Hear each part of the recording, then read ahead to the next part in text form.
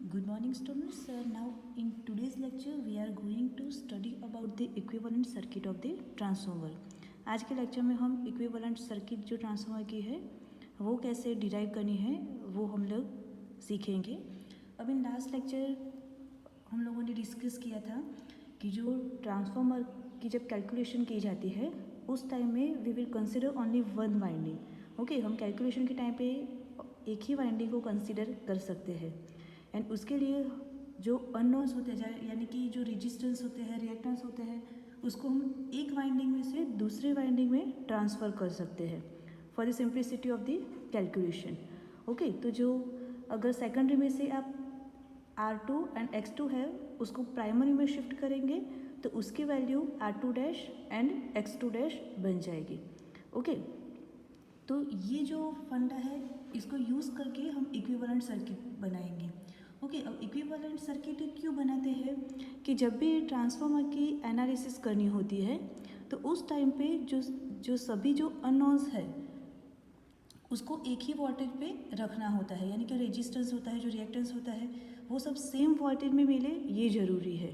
तो कैलकुलेशन होगी, जो एनालिसिस होगी वो ज़्यादा इजी हो जाएगी.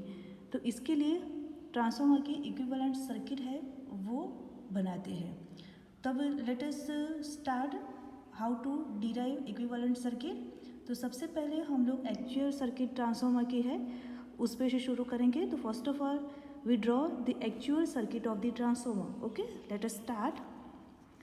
सबसे पहले हम प्राइमरी बनाएंगे. सो प्राइमरी में आएगा रेजिस्टेंस R1, रिएक्टेंस X1 और ये हो गई उसकी प्राइमरी वाइंडिंग. ओके, यहाँ पे अब जो नो लोड पे रेजिस्टेंस एंड रिएक्टेंस मिलेगा वो हम बनाएंगे, यानी कि R0 एंड यहाँ पे आएगा ये X0. R0 X0. R0 में से जो करंट जाएगा उसको हम बोलेंगे working component of current. X0 में से जो करंट जाएगा उसको हम बोलेंगे आई म्यू, यानी कि magnetising component of the current. ये दोनों जो है उन दोनों को कंबाइन करके बनेगा no load current I0. Okay, तो ये जो है नो लोड के जो कंपोनेंट्स है वो हमने बनाए प्राइमरी में.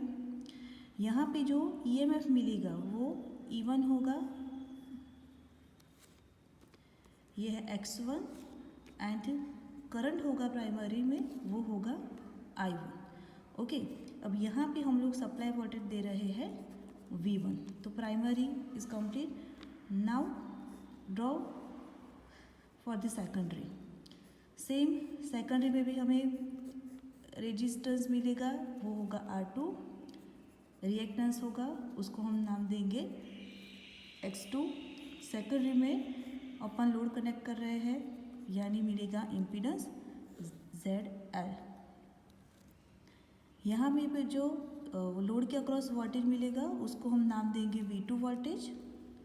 एंड जो EMF मिलेगा सेकेंडरी में उसको हम नाम देंगे E2. ओके, अब सबसे फर्स्ट स्टेप हमें क्या करना है कि जो सेकेंडरी के जो R2 एंड X2 है उसको हम लोग शिफ्ट करेंगे प्राइमरी के अंदर. Okay, so first of all जब हम R2 एंड X2 को प्राइमरी में ट्रांसफ़र करेंगे तो R2 की जो वैल्यू होगी वो हो जाएगी R2 डैश एंड X2 की जो वैल्यू होगी वो हो जाएगी X2 dash. So R2 dash R2 becomes R2 dash and उसकी जो वैल्यू होगी वो कितनी मिलेगी R2/K स्क्वायर. सेम वे जो X2 होगा वो क्या बन जाएगा X2 डैश एंड जो X2 डैश की जो वैल्यू मिलेगी वो कितनी मिलेगी X2/K स्क्वायर. ओके, अब इसके ऊपर से जब हम R2 एंड X2 को जब प्राइमरी में ट्रांसफ़र कर रहे हैं उसके ऊपर से हम उसका सर्किट डायग्राम बनाएंगे. Okay, so now draw the circuit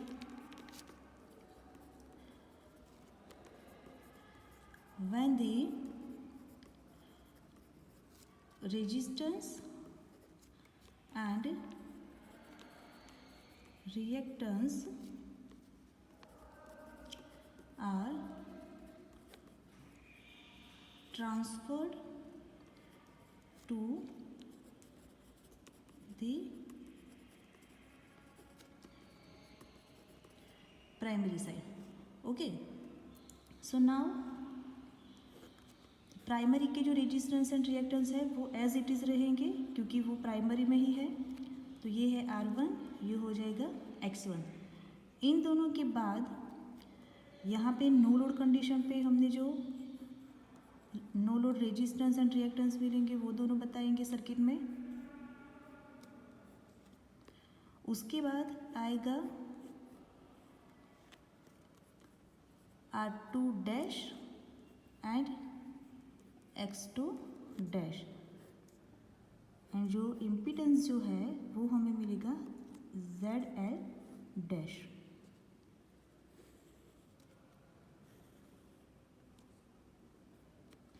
okay, same यहाँ पे R0 में से जो करंट फ्लो होगा IW, X0 में से जो करंट फ्लो होगा वो I म्यू, यहाँ पे नो लोड करंट I0, यहाँ पे जो करंट मिलेगा वो मिलेगा I2 dash and primary current I1। Supply voltage is given to the primary is V1। Okay, तो जब हम रेजिस्टेंस को जो R2 एंड X2 वो दोनों को जब प्राइमरी के अंदर ट्रांसफ़र करेंगे तब जो R2 होगा वो बन जाएगा R2 dash and X2 dash. यहाँ पे आपको ये ध्यान रखना है कि वाइंडिंग जो है ये जो R2 एंड X2 है उसको वाइंडिंग से पहले बनाना है। ओके, वाइंडिंग यहाँ पे दिखना नहीं चाहिए। ओके, तो अब क्या हुआ, जो R1 था उसके अंदर एक दूसरा रेजिस्टेंस ऐड हुआ जिसको हम बोलेंगे R2 डैश। अब जो R1 dash and R2 dash है उसको हम यहाँ पे R01 नहीं बता पाएंगे। ओके, हमने लास्ट थ्योरी में देखा था कि जब R1 and R2 dash combine होंगे तो total resistance of primary winding मिलेगा हम लोगों को, जिसको हम नाम देते थे R01। So R01 is equal to R1 plus R2 dash हम लिखते थे। Same way X01 is equal to X1 plus X2 dash होता था। पर यहाँ पे क्या हो रहा है कि सर्किट में R1 एंड R2 डैश के बीच में हम लोगों को नो लोड कंडीशंस मिल रही है, यानी कि R0 एंड X0 की वैल्यू मिल रही है, यानी कि जो same current will not flow through the resistances. Okay, तो R1 एंड R2 डैश में से सेम करंट फ्लो नहीं होगा। बट यहाँ पे एक चीज़ हम कर सकते हैं क्या, तो जो करंट I0 है, जो नो लोड करंट है, उसकी वैल्यू बहुत कम होगी। तो उसकी वजह से हम लोग जो R0 एंड X0 जो है उसको हम लेफ़्ट साइड पे ट्रांसफ़र कर सकते हैं। और अगर हम ऐसा करेंगे तो उसकी वजह से जो एरर जनरेट होगी वो बहुत कम होगी and that will be negligible. Okay, so now we are going to transfer R0 and X0 to the left side of the primary circuit। Okay, तो यहाँ पे हम लोग क्या कर रहे हैं, shifting R0 and X0 to the left side. Okay, तो उसको क्या करेंगे हम लोग, लेफ़्ट साइड पे शिफ्ट कर रहे हैं। तो सबसे पहले टॉप मोस्ट जो लेफ़्ट साइड है वहाँ पे हम लोग R0, यहाँ पे आएगा X0,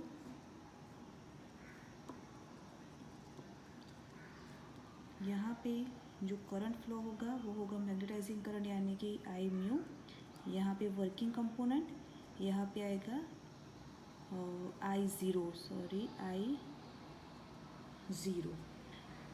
यहाँ पे जो करंट फ्लो होगा वो होगा I2 डैश एंड यहाँ पे जो करंट आएगा वो आएगा I1। यहाँ पे ये जो है वो हुई हमारी R0 X0 को हमने शिफ्ट करा। उसके बाद हमें प्राइमरी वाइंडिंग का रेजिस्टेंस यानी कि R1 एंड उसका जो रिएक्टेंस है वो मिलेगा X1। उसके बाद आएगा R2 डैश एंड उसके बाद आएगा X2 डैश। ओके, यहाँ पे ये जो है वो है impedance of the circuit. Okay, तो जो R0 एंड X0 है उसको हम लेफ़्ट साइड शिफ्ट करेंगे तो हमें ऐसा डायग्राम बनेगा। अब हम क्या करेंगे, जो R1 है एंड R2 डैश है उन दोनों को कंबाइन करके हमें जो वैल्यू मिलेगी वो क्या मिलेगी, तो R1 plus R2 dash is equal to R01 and X1 plus X2 dash is equal to X01। तो हमें ये वैल्यू अब पुट करनी है। तो फिर से हम लोग अप्रॉक्सीमेट जो इक्विवेलेंट सर्किट है वो बनाते हैं। तो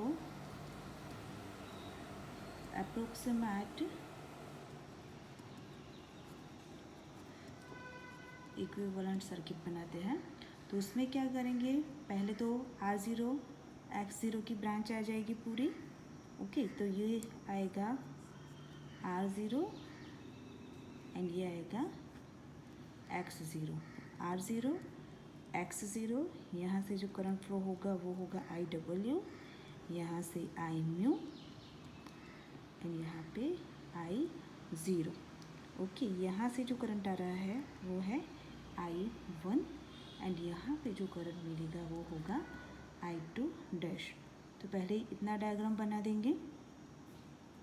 यहाँ पे प्राइमरी वोल्टेज V1। अब क्या करेंगे, तो जो R1 प्लस R2 डैश है वहाँ पे हम रेजिस्टेंस की वैल्यू रखेंगे, वो होगी R01। X1 plus X2 dash की जगह पे आएगा X01 एंड यहाँ पे ये जो है वो है impedance of the circuit. Okay, तो ये जो हुई वो क्या हुआ, अप्रॉक्सीमेट इक्विवेलेंट सर्किट। अब देखिए यहाँ पे हमने R1 एंड R2 डैश को ऐड करा है, तो हमें वैल्यू क्या मिल रही है, R01 is equal to R1 plus R2 dash, so is equal to R1 plus R2 dash की जगह पे क्या आएगा, R2 बाय के स्क्वायर।